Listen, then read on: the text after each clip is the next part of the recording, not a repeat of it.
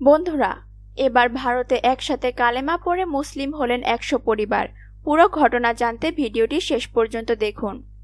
আর হ্যাঁ, আমাদের অবাক পৃথিবী চ্যানেলটি সাবস্ক্রাইব করে বেল বাটনটি বাজিয়ে দিন, কারণ দেশ বিদেশের সব খবর এখানেই পাবেন।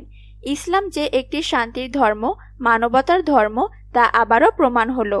এবার ভারতের হরিয়ানা রাজ্যের 100 দলিত পরিবার ইসলাম ধর্ম গ্রহণ করেছেন।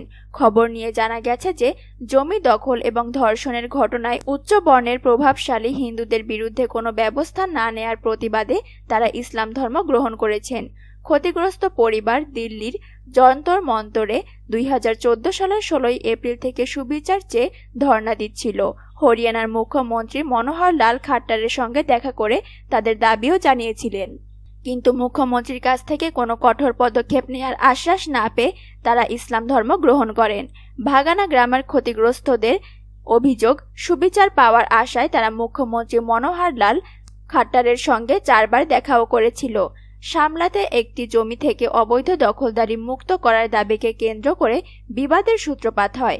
গ্রামবাসীরা দলিতদের এক ঘরে করে দিল, ফলে তারা গ্রাম ছেড়ে অন্যত্র চলে যেতে বাধ্য হন। পরে ভাগানা গ্রামের 4 দলিত নাবালিকাকে অপহরণ করে গণধর্ষণের ঘটনা ঘটে। দলিতদের সংগঠন ভাগানা কা সংঘর্ষ সমিতির প্রেসিডেন্ট বীরেন্দর বাগরিয়া বলেছেন, উচ্চবর্ণের হিন্দুরা আমাদের মানুষ বলেই মনে করতে চায় না, তাই হিন্দু ধর্মে থাকার আর কোনো যৌক্তিকতা নেই।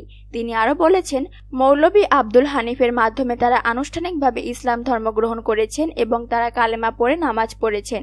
আল্লাহ এই সব মানুষগুলোকে ইসলামের সুশীতল ছায়াতলে কবুল করে নিন, আমিন। ভিডিওটি আপনি যদি পছন্দ করে থাকেন অবশ্যই লাইক করুন, আর অবশ্যই কমেন্ট অ্যান্ড শেয়ার করবেন আপনার বন্ধুদের সাথে, কারণ দেশ বিদেশের সব খবর এখানেই পাবেন। আর হ্যাঁ, আমাদের অবাক পৃথিবী চ্যানেলটি সাবস্ক্রাইব করে বেল বাটনটি বাজিয়ে দিতে ভুলবেন না কিন্তু। ধন্যবাদ সবাইকে।